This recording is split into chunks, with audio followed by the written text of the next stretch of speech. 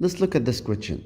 This is homework number 14, and he want to using the barrel axis theorem. So he need to know this theorem to determine the product of inertia. So he need to find out the product of inertia of the area shown with respect to the centroidal x and y. Product of inertia of the area shown with respect. Look at the area. The area is composed of half circle. One half circle, the radius is, look at this centroid here, 120, and another circle, 120. So two half circles, and you can see that this is the y-axis and this is the x-axis. Let's solve the first one, and let's do it like this. Again, there's I'll call this one A1 and this one A2. So this is the radius, 120 millimeter, 120 millimeter. So the area of a full circle, it's pi r square. The area of a half a circle is pi r square over 2. This is, we know that. So let's find the area 1. Area 1, this one, area 1. As we said, it is pi r square over 2. We know the radius is 120, so area 1 is known. Now, area 2, it's the same radius, 120, 120. So it's pi r square over 2, it's pi over 2, 120 square, and that's the same area of area 1 and area 2 are the same. Now, let's find x. What is the location of the centroid? Let's look at this. The centroid of this, let's look at A1. Look at this. This is by itself, it's the centroid, it's here. So centroid of this. What is the distance between area 1 centroid? This is the center of the circle, or half a circle. What is the distance in the x-axis? This is 60, because this is 60 and this is 60, and that is the radius of the circle. So we could see it is in the minus 60. So you could put area 1x minus 60 millimeter. How about y? Well, y for the centroid for this, for half a circle, we know that for a half a circle, the y bar is equal 4r over 3 pi. This is this distance in the y-axis. So the centroid in the y-axis is 4r over 3 pi. So you could do it like that. This is, of course, this is y bar, x bar, okay? So this is minus 4r over 3 pi. Why is minus 4r 3 pi? Because this is the center of this area, and it's going in the negative y. In the negative y. But it is minus 4r over 3 pi. R is 120, we know pi, so it's minus 50.923 millimeter. So we'll do the same thing for the next one, for area 2. Area 2, as we said, this is the center of the circle, and how far is this from the y-axis? And that is x. That's also plus 60, because it's in the positive x. So it's plus 60 millimeter. What is y bar?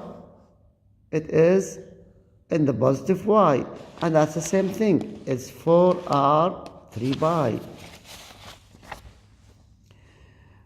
4r over 3 pi. So this is x bar. And this is y bar. So we have x bar and y bar. Okay.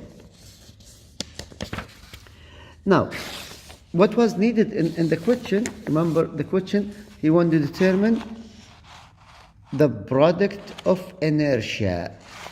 Okay, so the product of inertia, it's by applying this rule.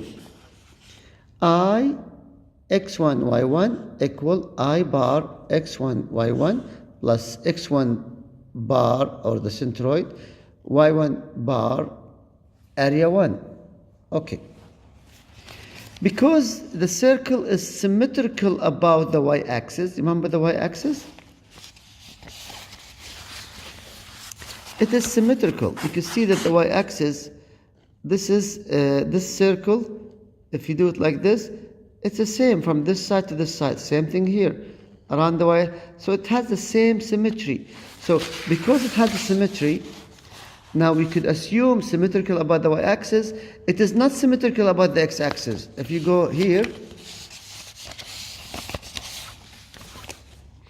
if you cut it from here, if you cut it from here, the top is not symmetry with the bottom. But if you cut it here in the y-axis, this is similar to this. So you can see because of the symmetrical about y-axis, I bar x1, y1 equal to 0. So let's put the product of inertia. Let's put the same equation we just mentioned. I bar x1, y1, that's 0. And now we have x1 bar, y1 bar, area 1. x1 bar we know, 60. That is for what now? That is for the area 1. Now we're going to do it for area 1 and area 2. So area 1. What was it's not this one. What was the x1 bar for area 1? It was minus 60. What was y bar? Minus 50.923. So this is area 1. Oh, this one should be minus times minus, which should be the same thing, times the area. So the area is given here too. Minus 60 minus 50 times the area. So minus 60 minus 50 times the area, and that would give you 69107.004 millimeters to the power 4. And now, again, this is not area 1, this is area 2. Okay? Which is plus. Area 1, same thing. Ix1 y1 bar is equal to 0 because it's symmetrical around the y-axis. So we'll do it like this. Minus 60 times minus 50.92 times this. It will give you that. This is millimeter to the power 4. And now we add up Ix1 y1 and Ix2 y2. We add this plus this to find out the product of inertia about the centroidal axis for the total.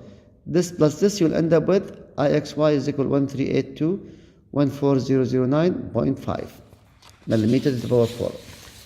Okay, thank you.